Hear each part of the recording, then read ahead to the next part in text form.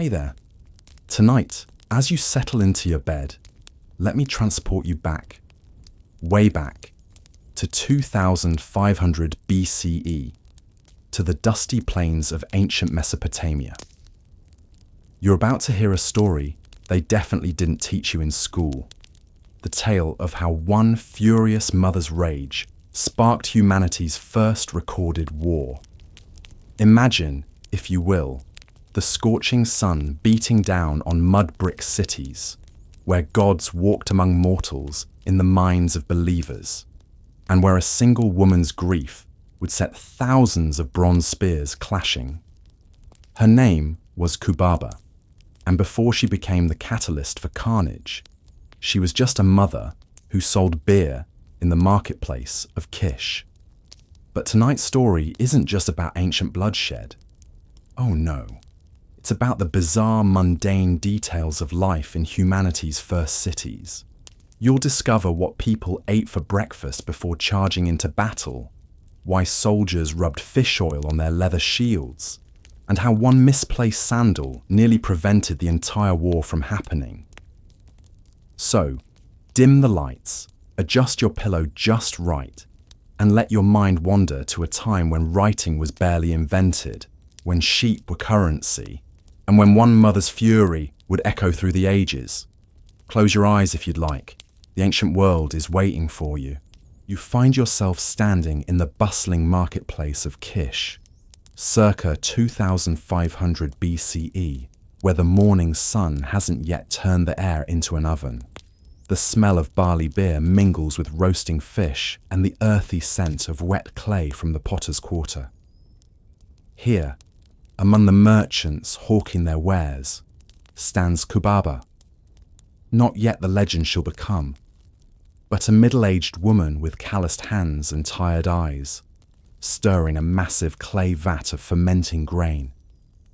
She's been up since before dawn, as you would have been in this era, grinding barley with a stone quern that makes your arms ache just watching her. Her teenage son, Zababa, helps her carry water from the canal, a daily journey that takes an hour each way. You notice how she watches him with a mixture of pride and worry, the way mothers have watched their children since time began. The other merchants know her well. She trades jokes with the fish seller, haggles fiercely with the grain supplier, and slips extra beer to the temple guards when they look particularly thirsty. You wouldn't know it now, watching her wipe sweat from her brow with a rough linen cloth. But in 3 moons' time, this woman will stand before the city assembly and demand something no woman has ever demanded before. Vengeance that will require an army. You watch as the day progresses, and the marketplace fills with an eclectic crowd that would make any modern farmer's market seem boring by comparison. There's the snake charmer from whose cobra definitely isn't defanged despite his claims, and the travelling scribe, who'll write your complaint letter to the gods for just 3 measures of barley. Kubaba's beer stall becomes a gathering point for gossip, and you lean in to catch the whispers. The city of Akshak, 2 days' march north, has been raiding grain stores along the border. Their young king Zuzu, yes, that was really his name, and no, nobody took him seriously at first, claims the fertile fields between the cities belong to him by divine right. The god Enlil told him so in a dream, apparently. You notice how Kubaba's jaw tightens when she hears this news. Her brother farms those disputed fields. As she ladles out another serving of beer into a clay cup, she mutters something about kings and their convenient dreams. A customer laughs, not knowing that this casual comment will later be carved into clay tablets as the first recorded instance of political sarcasm. The afternoon heat makes everyone sluggish, but Kubaba keeps working, her movements automatic after years of practice, while her mind clearly churns with worry about the brewing conflict at the border. As the sun reaches its peak, you seek shade under the reed awning of Kubaba's stall, where the beer is kept marginally cooler in large ceramic jars partially buried in the ground. Her son, Urzababa, returns from his second water run, his teenage frame struggling with the weight of the full jars. You can see the pride in his eyes when a group of young soldiers stops to purchase beer, their bronze spear points glinting in the harsh light. They joke with the boy, calling him Little Warrior and showing him how to properly hold a spear. Kubaba watches with that complex expression unique to mothers of sons in warrior cultures, equal parts pride and dread. You understand her concern. In this era, every healthy boy becomes a soldier when the city calls, and border tensions mean that call could come any day. The soldiers share disturbing news between gulps of beer. Akshak's raids have grown bolder. Last night, they burned 3 granaries and killed a farmer who tried to stop them. The farmer's name was Enkidu. He was Kubaba's brother. You watch the clay cup slip from her hand, shattering on the packed earth floor. The marketplace noise continues around you. But at Kubaba's stall, time seems to stop. Her son doesn't know yet. You can see it in his eager face as he continues practicing spear thrusts with the soldiers. You witness the moment Kubaba must tell her son about his uncle's death. She waits until the soldiers leave, their laughter fading into the marketplace chaos. The way she takes Urzababa's face in her hands. You've seen this gesture across every culture and era. The universal movement of a mother preparing her child for pain. The boy's transformation is instant and terrible. The playful youth practicing with spears becomes something harder, older. He doesn't cry. Crying is for private spaces in this culture, not public markets. Instead, his hand goes to the small clay amulet around his neck, a gift from that same uncle last harvest festival. You can almost see the childhood leaving his eyes, replaced by something the ancient Sumerians had many words for, but you might simply call rage. Kubaba closes her stall early, something she's never done in 15 years of selling beer. The other merchants watch nervously as she packs her measuring cups and counting tokens with mechanical precision. The fish seller across the way offers condolences, but Kubaba doesn't seem to hear. She's already somewhere else, perhaps standing in the assembly hall in her mind, perhaps already planning the words that will start a war. As mother and son walk home through the narrow streets, you notice how their neighbors step aside, sensing the dark energy radiating from this small family's grief. That night, you sit in the corner of Kubaba's modest mud brick home, watching as she performs the traditional morning rituals. She's torn her tunic properly now, 3 fingers width of ripped fabric, exactly as tradition demands. The oil lamps cast dancing shadows as she and Urzababa sit on the floor, not using their simple wooden stools for the 7-day mourning period. But this is where Kubaba breaks from tradition. Instead of wailing and lamenting as expected, she begins to plan. You watch her pull out a small clay tablet, a luxury for a beer seller, and begin pressing cuneiform marks into it with a reed stylus she must have borrowed from the marketplace scribe. Her letters are clumsy but determined, each wedge-shaped mark an act of defiance against both grief and custom. She's writing a petition to the city assembly, something unprecedented for a woman, let alone a common merchant. In the flickering lamplight, you can make out some of the words: justice, blood, assembly of warriors.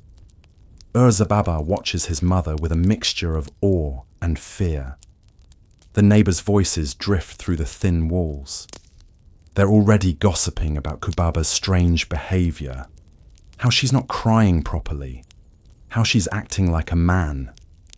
You realize you're witnessing the exact moment when personal grief transforms into political action. The next morning arrives with an unseasonable dust storm, which the temple priests will later claim was the gods expressing their opinion about subsequent events. You follow Kubaba as she marches through the swirling sand toward the temple complex, where the city assembly meets. Her petition tablet is wrapped in cloth, protected like a weapon. The assembly guard, a man named Lugal Banda, who's been buying Kubaba's beer for 20 years, doesn't know what to do when she demands entry. Women don't attend assembly meetings unless they're being tried for crimes or divorced for adultery. He suggests she give the tablet to her nearest male relative to present. Kubaba's response involves several anatomically creative suggestions about what Lugal Banda can do with his protocol. The commotion draws a crowd, and soon half the market has followed you to the temple steps. The high priest emerges, annoyed at the disruption to the morning's ritual sacrifices. When he sees Kubaba, his expression shifts from irritation to something like fear. He's heard about her brother's death, and he knows that look in her eyes. He saw it once before, in the eyes of the storm god Enlil's statue, just before the Great Flood 20 years ago.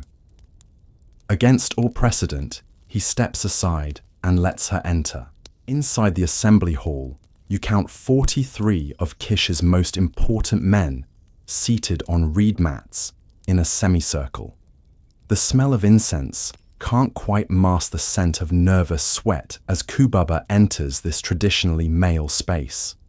The assembly leader, an ancient man named Gilgamesh, not the famous one, that's a different story, demands to know the meaning of this intrusion. Kubaba doesn't bow. She doesn't apologize. She simply unwraps her tablet and begins to read in a voice that carries to every corner of the hall. She describes her brother's death in graphic detail, how the raiders from Akshak didn't just kill him, but dismembered his body, scattering the pieces so he couldn't receive proper burial rites. She names the 3 granaries burned, lists the weights of grain lost, calculates the number of families who will starve this winter.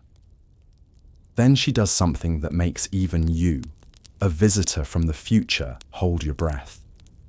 She invokes the old law, the one carved on the stone stele in the market square, the one that says blood must answer blood.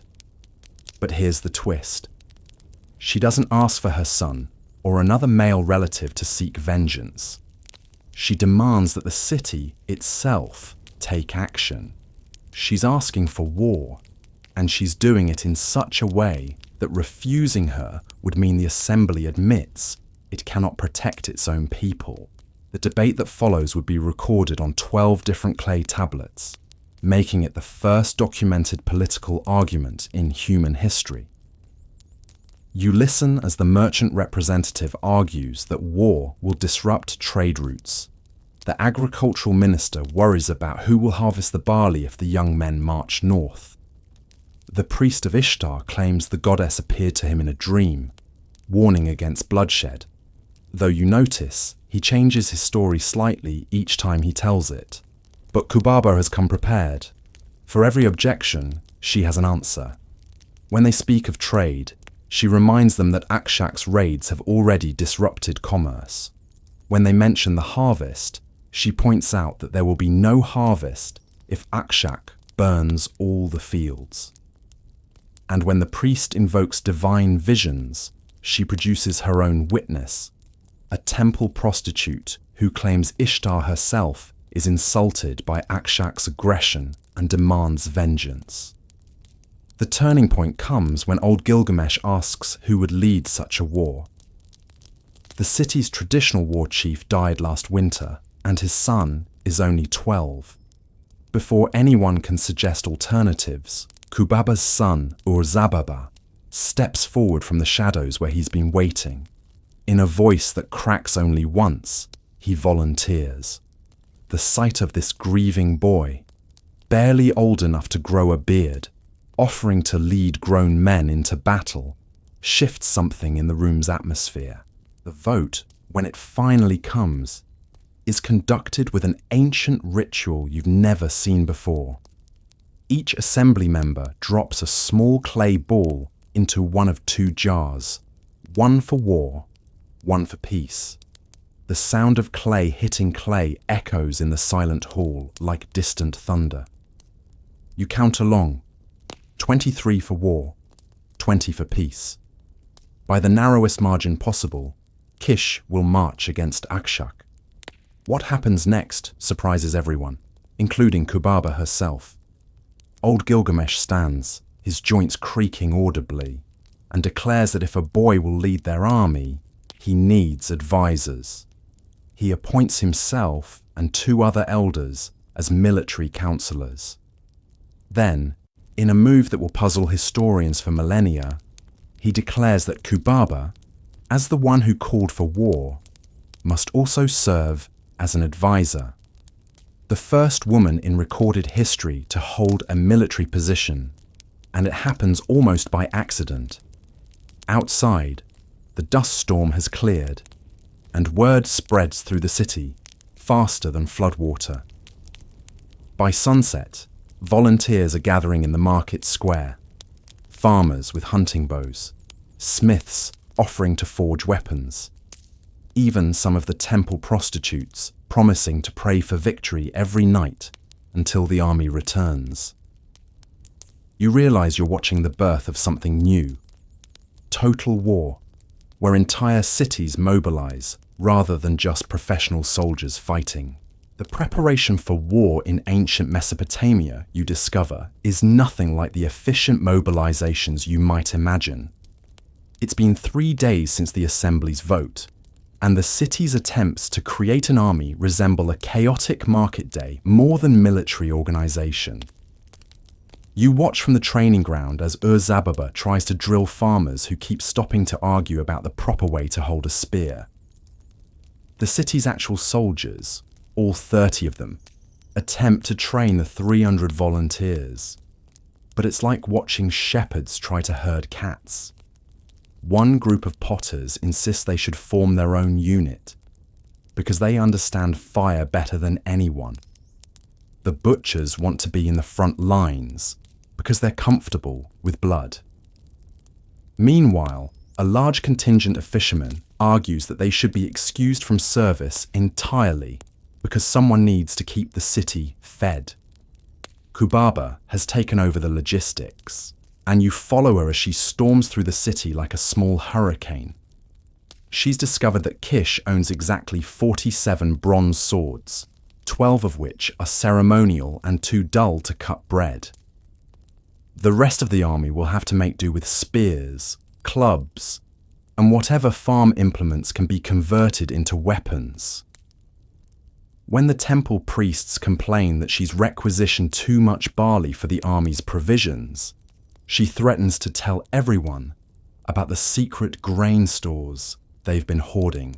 On the 4th day of preparation, a problem arises that nobody anticipated. The army needs a battle standard, a symbol to rally around in the chaos of combat. The Temple of Ishtar offers their golden bull standard, but the Temple of Enlil insists their eagle banner has more divine authority. The argument escalates until priests from both temples are shoving each other in the market square. You watch as Kubaba solves this problem with characteristic practicality. She takes Urzababa's uncle's bronze armband, the one the boy has been wearing since the morning began, and has it melted down. The smith reshapes it into a simple disc with the cuneiform symbol for justice hammered into its center. It's not elaborate, but when she raises it in the square and tells the story of why they're fighting, grown men actually tear up. That evening, the army's first crisis emerges. A group of younger volunteers, fueled by date wine and bravado, decide to raid Akshak immediately. They get exactly 300 paces outside the city gates before encountering an irrigation ditch in the dark. Half of them fall in, 2 nearly drown, and 1 breaks his ankle. The heroes are dragged back, covered in mud and shame. Kubaba uses this as a teaching moment, gathering the entire force to explain why discipline matters more than enthusiasm. A week into preparations, you witness the arrival of unexpected allies. 3 smaller villages that have also suffered from Akshak's raids send contingents to join Kish's army. The leader of one group is a woman named Ninlil, who claims her village's men are all dead or too old to fight. She brings 40 women armed with sickles and righteous fury. The assembly elders are horrified, but Kubaba immediately puts them in charge of camp logistics and medical preparation. The training ground has evolved into something approaching actual military discipline. Urzababa, with old Gilgamesh's guidance, has divided the force into units of 60 men each, based on the Sumerian counting system. Each unit has a mixture of real soldiers, eager volunteers, and reluctant conscripts. You notice how the boy is growing into his role, his voice no longer cracking when he shouts orders. The strangest preparation involves the army's secret weapon, a breeding pair of trained war donkeys from the temple stables. These aren't horses, which haven't reached Mesopotamia yet, but specially trained donkeys that can pull war carts at surprising speed. The plan is to use them to transport supplies, but the donkeys have their own ideas. One has already bitten 3 volunteers and eaten someone's leather helmet. The other refuses to move unless someone sings to it. The night before the army's departure, you attend what might be history's first recorded military briefing. In the temple's main hall, Kubaba has arranged clay tablets on the floor to create a crude map of the territory between Kish and Akshak. She spent days interviewing traders and travelers to gather intelligence, and now she shares what she's learned with the unit leaders. Akshak, it turns out, has major weaknesses. Their city walls are strong on 3 sides, but crumbling on the 4th, where last year's floods undermined the foundations. Their army is larger than Kish's, maybe 500 men, but they're spread thin, still raiding multiple villages simultaneously. Most importantly, their king Zuzu has made enemies of his own priests by claiming to speak directly for the gods, bypassing traditional temple authority. The battle plan is surprisingly sophisticated for such an amateur army. Rather than a direct assault, they'll approach at night during the new moon. The women's unit will create a diversion at the strong eastern gate with fire arrows and noise. Meanwhile, the main force will attack the weak northern wall. Urzababa will lead a small elite unit through a dried canal bed that the traders say leads almost to the palace. It's risky, but it beats throwing untrained farmers at fortified walls in daylight. Dawn comes too soon, and you join the crowd watching Kish's army assemble for departure. It's a peculiar sight, nothing like the uniform legions of later empires. Each unit has tried to create matching elements with varying success. One group all wear red cloth strips around their arms. Another has painted their faces with white clay. The potter's unit has made matching ceramic shoulder guards that will probably shatter at the first blow, but they look impressive. The farewell rituals take longer than expected. Wives perform protective blessings. Children tie luck charms to spear shafts, and the temple prostitutes sing hymns to Ishtar that are definitely not appropriate for children, but supposedly ensure victory. One soldier's mother insists on packing him extra sandals, leading to an argument about whether dying with comfortable feet matters. Kubaba stands at the gate with the new battle standard, and you see her whisper something to Urzababa that makes him stand straighter. The war donkeys, finally cooperating after being fed an enormous quantity of dates, pull supply carts loaded with water jars, barley, and medical supplies. As the army begins its march north, an old woman in the crowd starts singing an ancient war song. Soon, hundreds of voices join in, the words echoing off the city walls. The last verse, roughly translated, means, "May our enemies discover they should have stayed in bed today." The march to Akshak, which should take 2 days, immediately encounters problems. By noon of the first day, you're watching a comedy of errors unfold. The potter's ceramic armor has already started cracking in the heat. 3 soldiers have developed severe blisters because they insisted on wearing new sandals for such an important occasion. One of the war donkeys has eaten someone's rations and now has digestive issues that clear a 10-foot radius around the supply cart. The army stops at every shrine along the road for protective blessings, turning the military advance into something resembling a religious pilgrimage. At one point, they encounter a wedding procession heading the opposite direction, and both groups freeze, unsure of the protocol. Is it bad luck to pass a wedding while marching to war? The debate lasts an hour until Kubaba declares that a wedding means the gods favor new beginnings.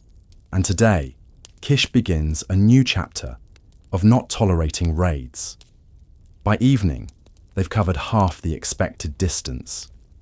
Camp setup is another adventure in chaos. Nobody remembered to assign latrine duty, leading to urgent negotiations.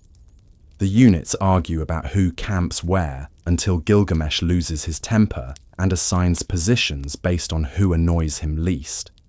As you settle in for the night, you hear nervous laughter around the campfires.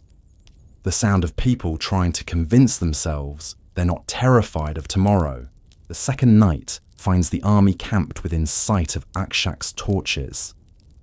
The reality of impending battle has settled over the camp like a heavy blanket. You notice how conversations have become whispered, how men check and recheck their weapons, how even the war donkeys seem subdued.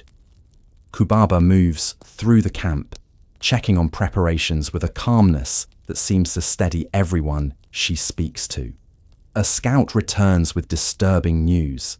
Akshak knows they're coming. Their walls are fully manned, and they've blocked the weak northern section with hastily piled rubble.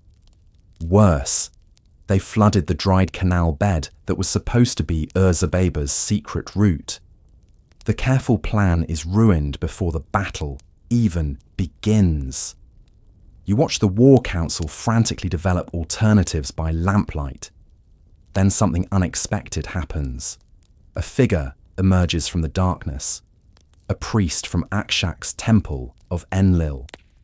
He's defecting, angry about King Zuzu's religious pretensions.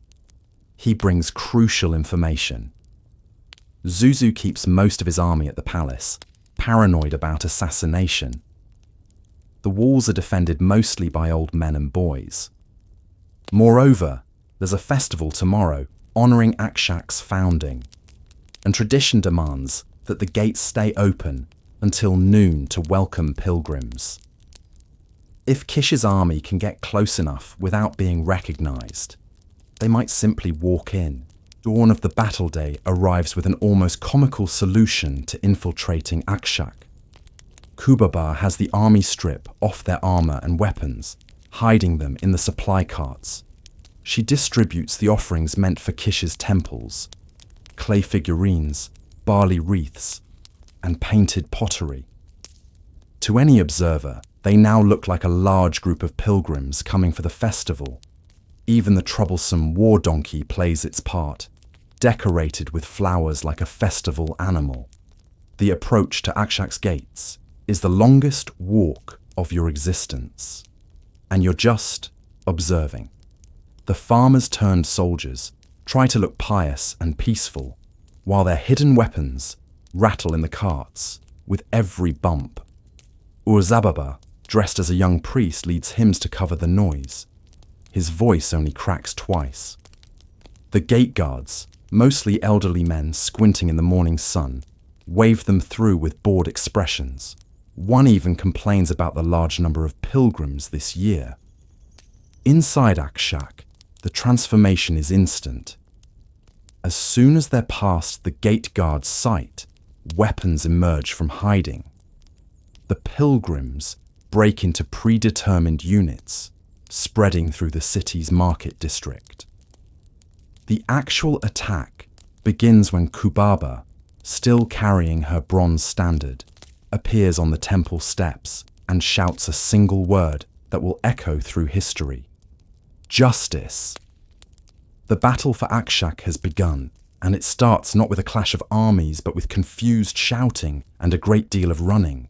The battle for Akshak's market district is less epic clash and more chaotic brawl. You watch as Kish's Potters unit encounters a group of Akshak's actual potters, leading to the bizarre sight of craftsmen fighting with their own products, throwing clay pots, and wielding potter's wheels as shields. One enterprising fighter discovers that wet clay thrown in someone's face is surprisingly effective. Urzababa leads his unit toward the palace, but runs into an unexpected problem. Akshak's streets don't match the traders' descriptions. Either the intelligence was wrong or the city has been renovated recently. They spend 10 crucial minutes completely lost, asking a confused bread seller for directions to the palace while trying to look non-threatening despite carrying spears. The bread seller, either very brave or very stupid, tries to sell them breakfast rolls during the invasion. Meanwhile, Ninlil's women have secured the granaries with brutal efficiency. It turns out that sickles, traditionally used for harvesting, work disturbingly well in close combat. The skeleton crew of guards defending the grain stores surrenders immediately when faced with 40 angry women who know exactly where to strike. One guard actually apologizes for the raids, claiming he was just following orders, before fainting at the sight of his own blood from a minor cut. King Zuzu's response to the invasion is remarkably slow, which you later learn is because he initially refuses to believe the reports. A king who claims direct communication with the gods cannot accept that farmers and merchants have infiltrated his divine city.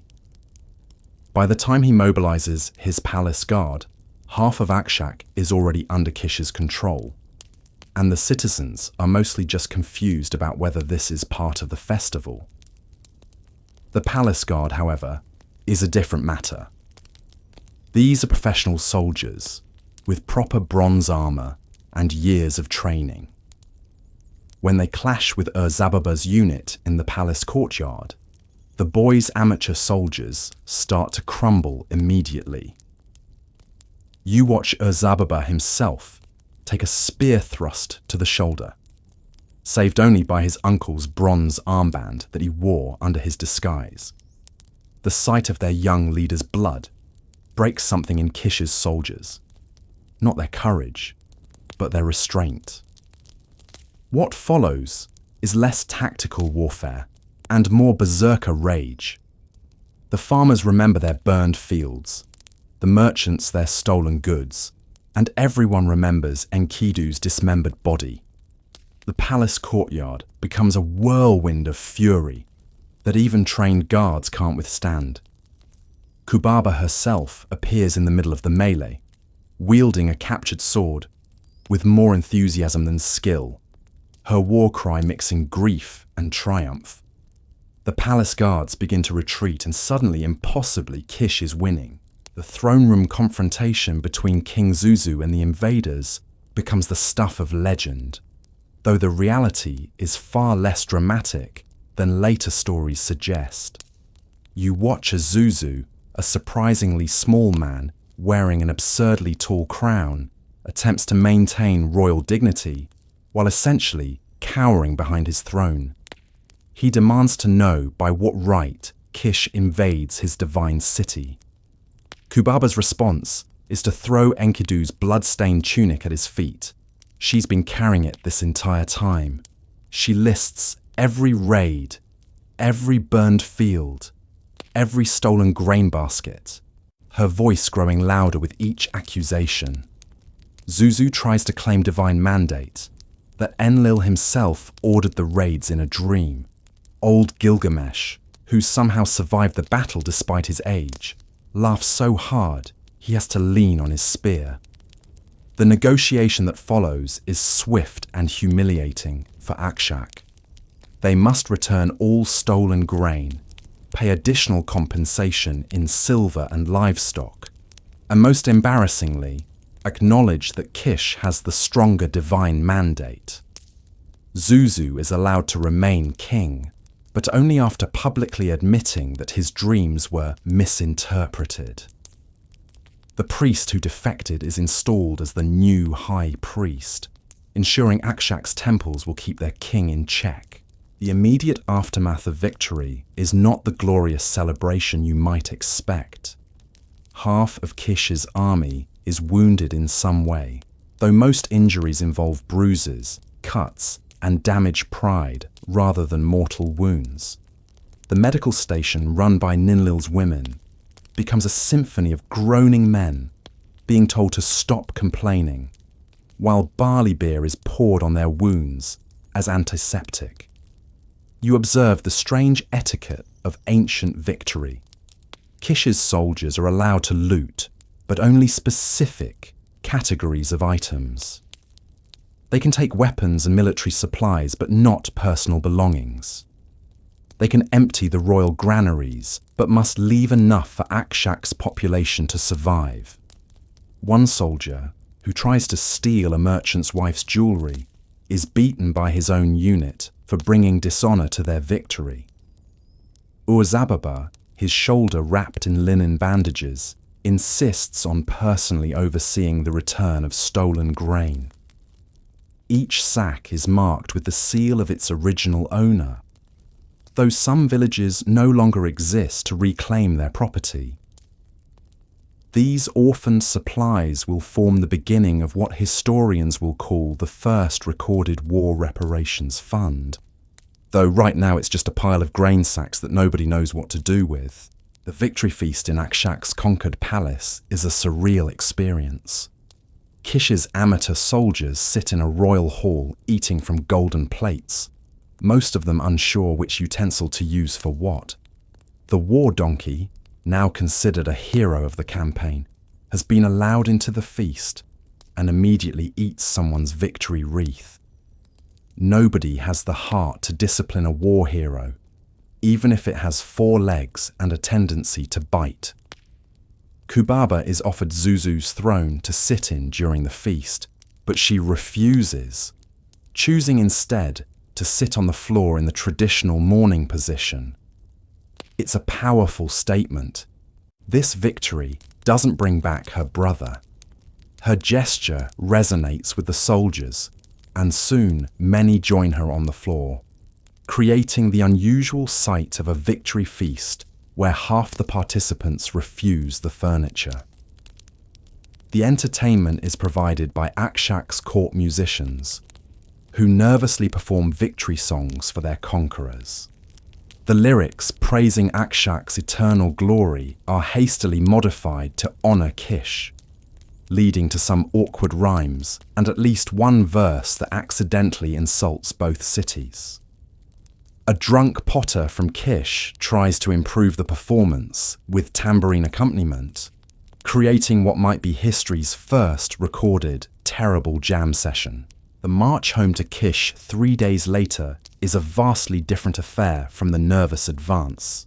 The army, now veterans of history's first recorded war, carry themselves with a confidence that wasn't there before.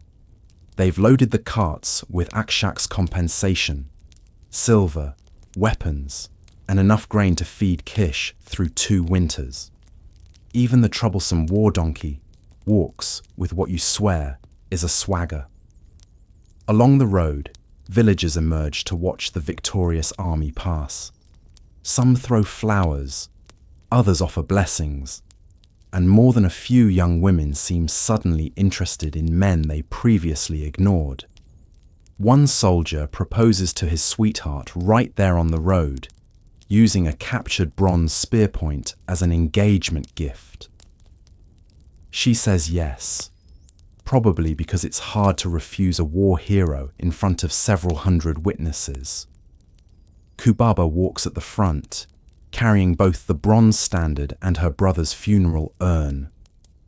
They found enough of his remains in Akshak for proper burial rites. Zababa, despite his wound, insists on walking rather than riding in a cart. The boy who left Kish is gone. A young war leader returns in his place. Behind them, soldiers sing victory songs that will be carved into tablets and remembered for centuries, though they're currently making up verses as they go along. The homecoming at Kish's gates becomes a moment frozen in historical amber. The entire city has gathered, and you see the mixture of joy and grief that defines all military homecomings. Wives search frantically for husbands' faces. Mothers count their sons, and more than a few people weep for those who didn't return. Though losses were remarkably light for such an amateur army's first battle. The temple priests, who opposed the war initially, now claim they supported it all along. They've prepared elaborate purification rituals for the returning warriors, involving so much incense that several soldiers start coughing. The high priest declares that Ishtar herself guided their victory, conveniently forgetting his earlier dreams, warning against bloodshed. Political revisionism, you realize, is as old as politics itself. The city assembly has prepared a triumph ceremony, but it hits an unexpected snag. Nobody knows the protocol for honoring a woman war leader. They can't give Kubaba the traditional warrior's crown because it's designed for a man's head and beard. After much debate, they create something new, a victory tablet, carved with her name and deeds, to be placed in the temple for all time. Kubaba accepts it, then immediately hands it to Zababa, declaring the victory belongs to all who fought. The weeks following the victory bring unexpected challenges. Kish now has to figure out what to do with its amateur army. You can't just turn warriors back into farmers overnight. They've tasted victory and found it intoxicating. Some want to attack other cities that have slighted Kish in the past. Others believe they should form a permanent military force. The Potter's unit has already started making ceramic armor version 2.0, insisting they've solved the cracking problem. Kubaba finds herself in a position she never sought, military advisor to the assembly. They seek her opinion on everything from grain storage to diplomatic marriages. When she points out she's just a beer seller who got angry, they respond that she's the beer seller who conquered Akshak. Her new status creates its own problems. Other merchants resent her elevation, and the temple prostitutes spread rumors that she used witchcraft to ensure victory. The most significant change comes from neighboring cities. News of Kish's victory spreads along trade routes, carried by merchants who embellish the story with each telling. By the time it reaches distant Kubaba has become a giant who breathes fire, and Zababa supposedly killed 100 men single-handedly. Other cities start taking Kish seriously, sending diplomatic gifts and carefully worded treaties. War, it seems, has made Kish a player in the complex game of Mesopotamian politics. 6 months after the war, you attend Enkidu's proper funeral ceremony. With the compensation silver from Akshak, Kubaba has commissioned an elaborate tomb that would bankrupt most merchant families. The entire city attends, even those who grumbled about her newfound influence. The ceremony combines traditional rites with something new: military honors for a civilian who died defending his land. Ur-Zababa, now officially appointed as Kish's war chief despite his youth, leads a guard of honor. They perform a spear salute that nobody's quite sure is correct, since they're inventing military traditions as they go. The war donkey, inexplicably brought to the ceremony, chooses this solemn moment to break free and eat the funeral offerings. Instead of anger, the crowd laughs, and someone suggests Enkidu would have found it hilarious. The surprise comes when King Zuzu of Akshak sends a delegation with funeral gifts. It's a calculated political move, but also genuinely respectful. His message, read by a nervous herald, acknowledges that Akshak's actions were wrong and hopes that Enkidu's spirit will forgive them. Kubaba accepts the gifts, but makes sure everyone knows she hasn't forgiven anything. Grief, you observe, makes its own political statements. The year anniversary of the war brings reflection and unintended consequences. Kish has prospered from its victory, but success has created new problems. The city's youth now see military glory as a faster path to status than traditional crafts or farming. The apprentice positions at pottery workshops and smithies go unfilled as young men practice with spears instead. You observe Kubaba dealing with the weight of what she started. Mothers approach her in the market, begging her to talk their sons out of military ambitions. She's become simultaneously the city's greatest hero and the person blamed for every young man's dangerous dreams. The irony isn't lost on her. She started a war to avenge one death, and now might be responsible for many more. A messenger arrives from the great city of Uruk with an invitation that changes everything. King Gilgamesh, yes, that Gilgamesh, the famous one, has heard of Kish's victory and wants to meet the woman who started a war. He's proposing an alliance between cities, suggesting that organized cooperation might prevent the kind of raids that started this whole mess. It's possibly the first international peace summit in history. Born from one angry mother's quest for justice, the journey to Uruk for the peace summit becomes an unexpected diplomatic parade. What starts as a small delegation grows as other cities hear about it and want representation. By the time you reach Uruk's famous walls, the group includes representatives from 7 cities, making this perhaps history's first international conference. Kubaba, never comfortable with ceremony, tries to maintain her beer cellar simplicity, despite being dressed in robes that cost more than her old stall, made in a year. Ur-Zababa, now experienced in leadership, helps his mother navigate the complex etiquette of royal meetings. You notice how their relationship has evolved. She still sees the boy who helped carry water, while everyone else sees a war chief who conquered a city. The meeting with Gilgamesh of Uruk is nothing like the epic poems we'll later describe. He's certainly impressive, tall, well-muscled, with a beard that must require its own dedicated servant. But he's also surprisingly practical. His first question to Kubaba isn't about military strategy or divine favor. He asks about her beer recipe, claiming he's heard it's the best in Mesopotamia. The ice breaks, and suddenly you're watching history's great leaders discussing grain fermentation. The peace negotiations stretch over several days, and you witness the birth of international law.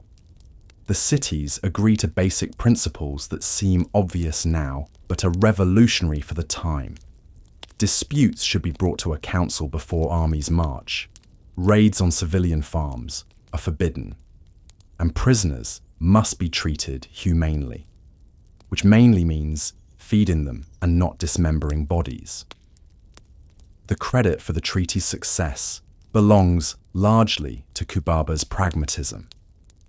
When the representatives get bogged down in religious arguments about which god has jurisdiction over which territory, she suggests they focus on practical matters first. Her phrase, "The gods can sort themselves out while we sort out the grain," becomes the unofficial motto of the negotiations. The treaty is recorded on massive stone steles, one for each participating city. The scribes work day and night, carefully carving the agreements in cuneiform. There's a minor crisis when they realize nobody knows how to spell international in Sumerian, since the concept has never existed before. They settle on between cities friendship agreement, which takes up an entire line by itself. The treaty ceremony is grand beyond anything you've witnessed in ancient Mesopotamia. Each city performs its traditional blessing, creating an hours-long spectacle of competing theological interpretations. The priests of Uruk claim their ceremony is the most important because they're the host city. The priest of Ur insists theirs matters more because they're older. The theological one-upmanship continues until a thunderstorm forces everyone inside. Kubaba is asked to speak as the person whose actions led to this peace. Her speech is short, direct, and completely without the flowery rhetoric expected at such events. She simply says that she wanted justice for her brother, got it, and hopes nobody else has to lose family to get justice in the future. The simplicity is so powerful that even Gilgamesh looks moved. The celebration feast features a drinking contest between cities using Kubaba's beer recipe, which she's finally agreed to share. The results are predictable. Several ambassadors end up singing bawdy songs together, and two formerly hostile city representatives discover they're actually distant cousins. The war donkey, somehow present at yet another historic moment, steals an entire roasted lamb and has to be chased through Uruk's temple district. The return journey from Uruk reveals how much has changed in the region. Roads that were dangerous with bandits 6 months ago now bustle with merchants taking advantage of the new peace. Trading posts spring up at crossroads, and you observe the birth of what economists will later call regional economic integration. Though right now, it's just people selling more stuff to more people. In Kish, Kubaba faces a choice that will define her legacy. The assembly offers to make her position permanent official military advisor with a salary, servants, and a house near the temple. It would mean giving up her beer stall, the life she knew, before becoming the angry mother who started a war. You watch her stand in her old marketplace spot, running her fingers over the familiar stone counter. She refuses the position, choosing instead to return to brewing beer.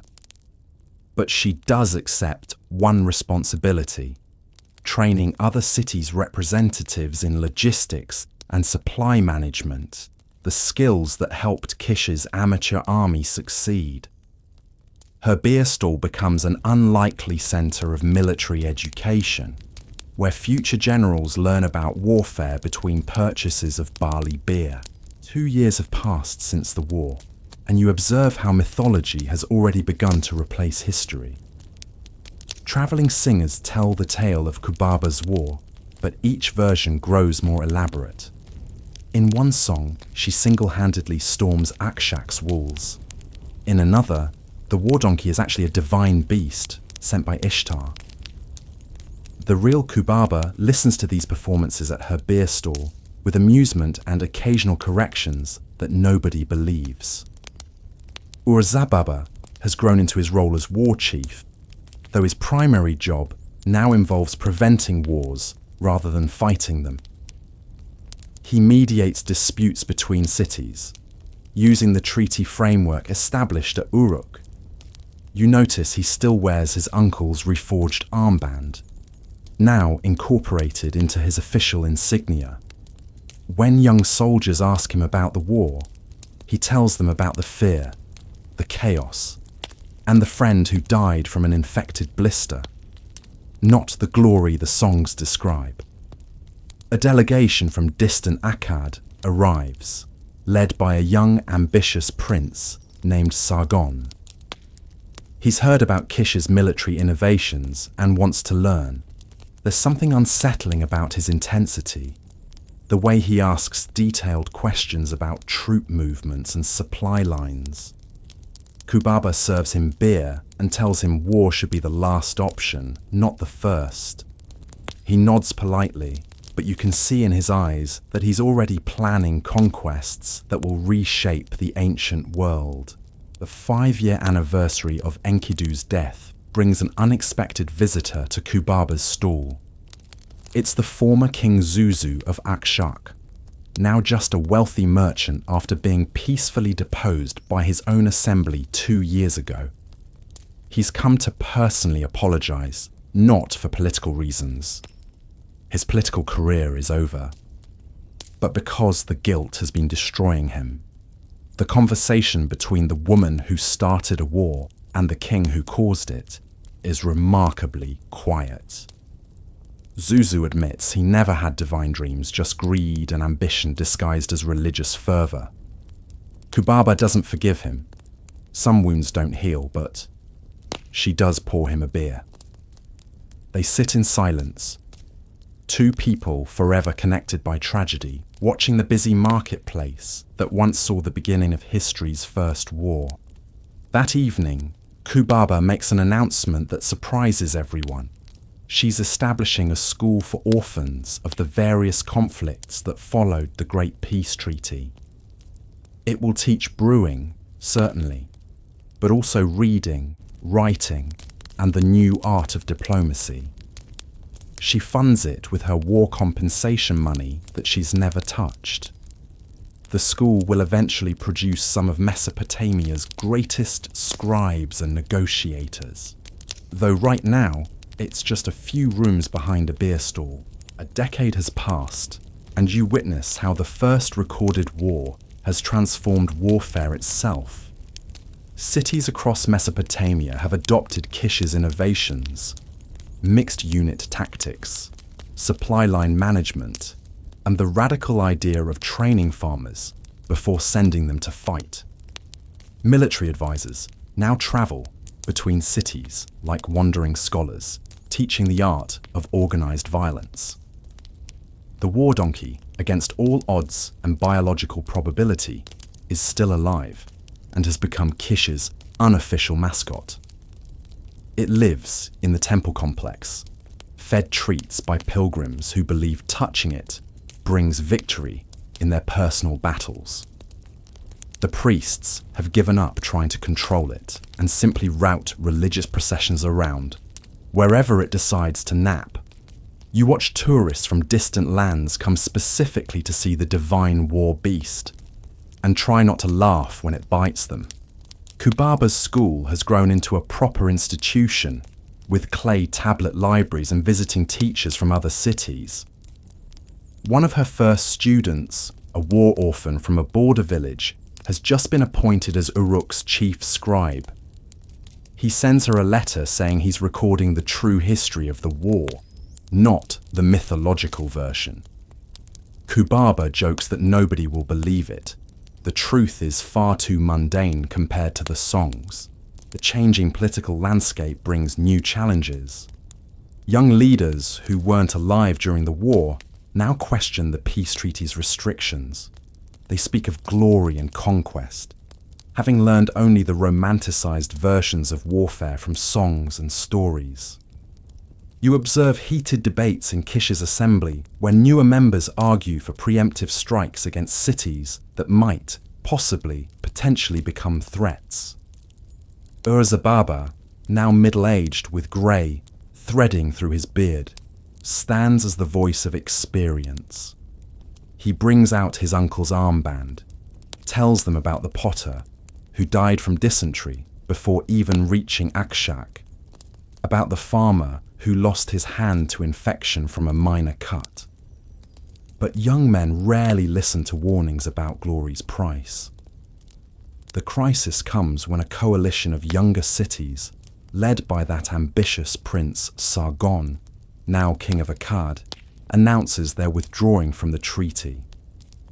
They claim it's outdated, that it prevents the natural growth of stronger cities. Messengers race between the old alliance members, as everyone realizes the great peace might be ending. Kubaba, now elderly but still sharp, suggests something radical. Invite the young leaders to witness a stage battle. Show them what war really looks like. The stage battle demonstration becomes one of history's strangest peacekeeping efforts. Veterans from the original war, many now bearing old wounds and missing fingers, agree to show the younger generation what combat really means. They set up outside Kish's walls, using wooden weapons and leather armor, but the violence is real enough to be educational. Within minutes, the choreographed demonstration devolves into chaos that perfectly captures actual battle. Someone breaks their nose, another veteran's old wound reopens, and the careful formations collapse into a muddy brawl. The watching young leaders, expecting heroic combat, instead see grown men crying from pain, vomiting from exertion, and the glorious cavalry charge ends when the war donkey, recruited for authenticity, refuses to move and then defecates on the battlefield. The most powerful moment comes when they demonstrate triage. Ninlil, now ancient but still commanding, shows the young leaders how to choose who lives and who dies when medical supplies are limited. She makes them practice on wounded volunteers, forcing them to look into the eyes of men they'd condemn to death by their choices. Several of the young firebrands quietly vomit behind the medical tent. The demonstration has mixed results. Some young leaders are sobered by the reality, recommitting to the peace treaty with newfound respect for its wisdom. Others, including Sargon, seem to take it as a lesson in what to avoid rather than whether to avoid war entirely. He thanks Kubaba for the educational experience with a smile that doesn't reach his eyes. That night, Kubaba hosts what she calls her last great feast at the beer stall. Veterans, diplomats, scribes, and even some former enemies gather in the marketplace. Stories flow as freely as the beer, the true ones, not the songs. Someone finally tells the truth about the brilliant canal assault that was actually an accident because they got lost. The room erupts in laughter that carries both joy and sadness. During the feast, Urzababa makes an announcement. He's stepping down as war chief, appointing a younger successor who never knew war and therefore might be better at maintaining peace. It's a radical idea, choosing military leadership based on their inexperience with actual combat. The assembly accepts it, perhaps understanding that those who best appreciate peace are those who've never lost it.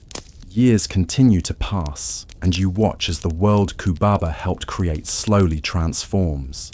The peace treaty, though strained, has held longer than anyone expected.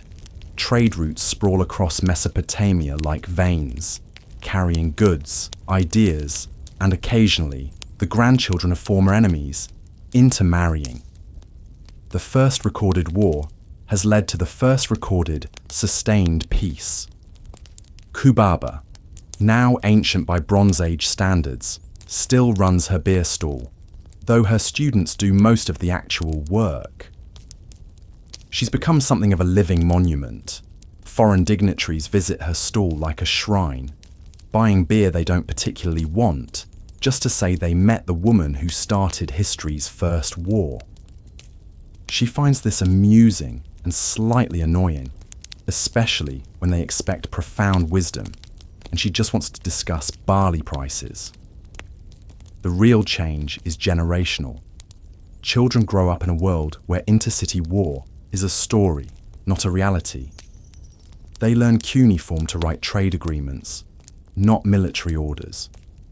When disputes arise, the assembly's first thought is negotiation, not mobilization. It won't last forever. You know Sargon will eventually create the world's first empire through conquest. But for now, one angry mother's quest for justice has created an unprecedented peace. The end approaches with the same mundane dignity that has characterized Kubaba's life. She falls ill during the barley harvest, a fitting time for a brewer to face mortality. Her bedside becomes a pilgrimage site as people from across Mesopotamia come to pay respects. Kings and farmers wait in the same line, equality enforced by impending death. Zuzu arrives from Akshak, now fully grey and bent with age. He brings her a gift, a clay tablet with a true story of the war, which he spent years writing as penance. He reads it to her, and for the first time, the history includes his own failures and crimes. Kubaba listens, nods once, and finally speaks the words he's waited years to hear. "I forgive you." He weeps like a child, and she pats his hand with fingers that once held a war standard. The war donkey, impossibly ancient and mostly blind, is brought to her bedside. It nuzzles her hand, perhaps remembering the woman who led it to war, or perhaps just hoping for treats. She feeds it dates one last time, laughing weakly when it tries to eat her blanket. Even approaching death, some things remain constant.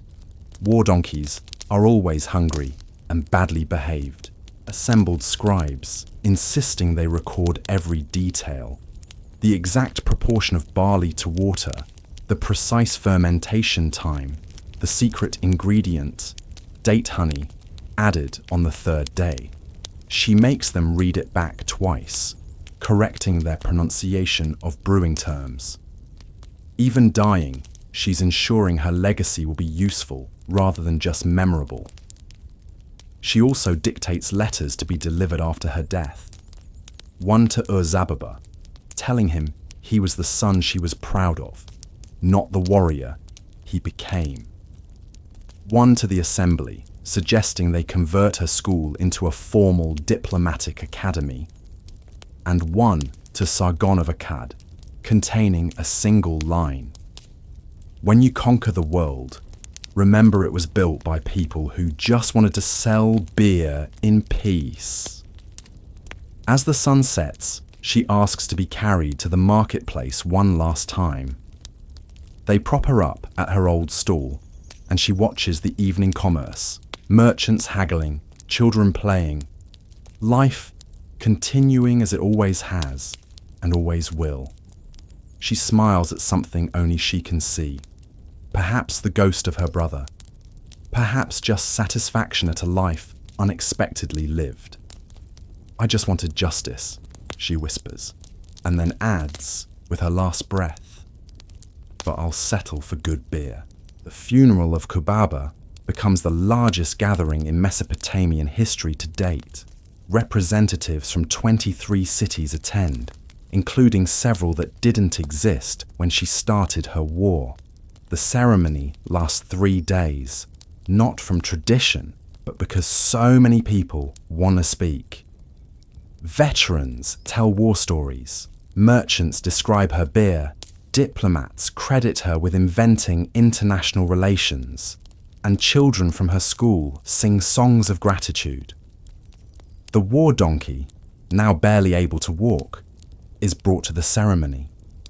In what witnesses swear is deliberate timing, it dies during the eulogy, literally dropping dead at the moment the priest says, she has joined her brother in the eternal fields. The crowd takes this as a divine sign, though you suspect the donkey just finally reached its impossible age limit. It's buried with military honors, the only donkey in history to receive such treatment. The memorial constructed for Kubaba breaks tradition in every way. Instead of a warrior's monument, it's a functional fountain in the marketplace, providing water for travelers and traders. The inscription doesn't mention her military role at all. It simply reads, Kubaba, who sold beer and sought justice. She started a war to end wars. Pour a drink and remember. Merchants still pour libations there 3,000 years later, though they've forgotten why. In the years immediately following Kubaba's death, you observe how quickly history becomes legend. The scribes who promise to record the truth find their accurate accounts less popular than the mythological versions. People want heroes who breathe fire, not mothers who sold beer. The war becomes a cosmic battle between good and evil, not a dispute over grain raids that got out of hand. Urzababa, now old himself, fights a losing battle against mythification. He commissions stone tablets with the real story, but even these get embellished by creative scribes.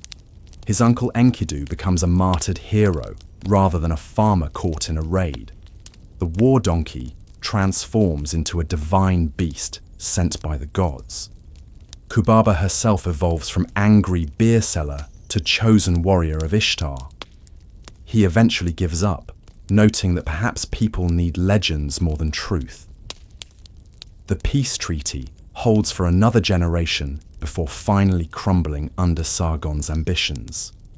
As his armies march across Mesopotamia, creating history's first multi-city empire, they carry standards inspired by Kubaba's simple bronze disc.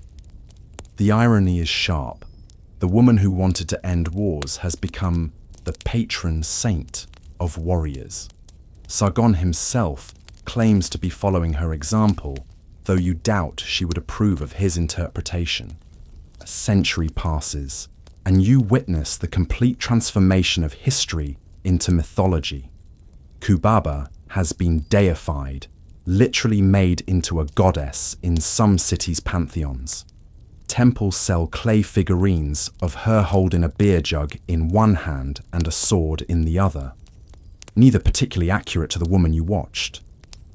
Pilgrims travel to Kish to drink from her fountain, believing it grants victory in personal battles. The school she founded has become the premier diplomatic academy in Mesopotamia, though it's moved far from the humble rooms behind a beer stall. Students learn the Kubaba method of negotiation, which supposedly involves divine inspiration, but actually just means being practical and direct. They study her war speeches, most of which are completely fabricated since she mainly just demanded justice and complained about grain theft. The most peculiar development is the Order of the Donkey, a military fraternity that claims to follow the war donkey's example of stubborn determination. They wear donkey ear helmets and bray before charging into battle. You're certain Kubaba would find this hilarious and horrifying in equal measure. The actual donkey, you recall, was just an animal that liked dates and caused constant problems. The truth survives in unexpected places. In a small village near Old Akshak, you find an elderly woman whose grandmother knew Kubaba personally. She tells the real story to her grandchildren, not of a goddess or chosen warrior, but of a tired mother who sold beer and got angry enough to change the world. The children looked disappointed. They wanted magic and divinity, not grief and determination. In Kish's archives, buried under centuries of accumulated tablets, a young scribe discovers Zuzu's confession tablet, the one he read to Kubaba on her deathbed. It's the only surviving document that tells the story from the enemy's perspective, admitting the raids were simple greed, not divine mandate. The scribe considers publishing it, but realizes nobody would believe it. The myth has become more real than reality. The final irony comes from archaeologists in your time who will uncover the battlefield at Akshak. They'll find bronze spear points and broken pottery, evidence of the historic battle. But they'll attribute it to the goddess Kubaba's divine intervention, not understanding they've named their goddess after a woman who just wanted her brother's killers punished. History, you realize, is just mythology that hasn't finished fermenting, like beer that needs more time to properly age. As the ancient world fades into the mist of time, you take one last look at what Kubaba's war has wrought. Cities across Mesopotamia wage wars using tactics she pioneered, though none remember their origin. Diplomatic schools teach negotiation methods she invented while selling beer. The concept of international law, born from her demand for justice, spreads along trade routes to distant lands that never heard her name. In the Great Library of Babylon, centuries later, a scholar will write that the goddess Kubaba gave humanity the gift of righteous war. He doesn't know he's writing about a middle-aged woman who stirred beer with calloused hands and loved her brother enough to reshape civilization. The truth has fermented into something unrecognizable, but perhaps more powerful, a story that inspires rather than instructs. As you drift towards sleep in your modern bed, far from ancient Mesopotamia's dusty plains, consider this. Every war since has followed patterns established by one angry mother demanding justice. Every peace treaty echoes the agreements hammered out by people who just wanted to trade safely. Every military logistics officer unknowingly follows principles developed at a beer stall.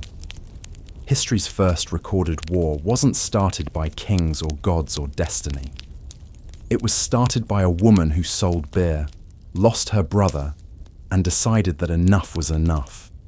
And perhaps in your drowsy state between waking and sleeping, you can still hear the ghost of that ancient war donkey, stubbornly refusing to move, eating something it shouldn't, reminding us that even in humanity's gravest moments, absurdity persists. And so, dear listener, as your eyes grow heavy and your breathing deepens, let the ancient dust of Mesopotamia settle into quiet memory. The warriors have long since laid down their bronze spears. The marketplace where Kubaba stirred her beer has been buried beneath millennia of sand and time. Even that impossibly stubborn war donkey has finally stopped causing problems. But perhaps tomorrow, when you purchase your morning coffee from that tired vendor who knows your order by heart, you'll remember a woman who sold beer in humanity's first cities. When you see injustice that makes your blood boil, you might think of a mother who transformed personal grief into public action.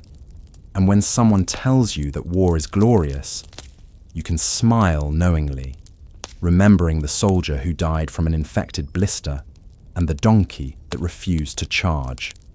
History wants to give you heroes and villains, gods and monsters, divine destiny and cosmic justice.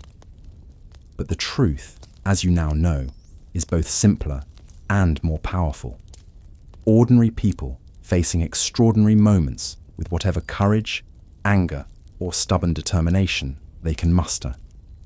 So dim the last light in your mind's eye. Let the ancient world fade into gentle darkness.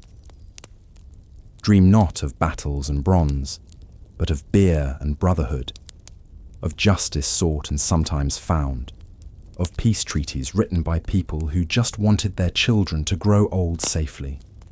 Sleep well, traveller through time. The war is over, the beer is poured, the story is told.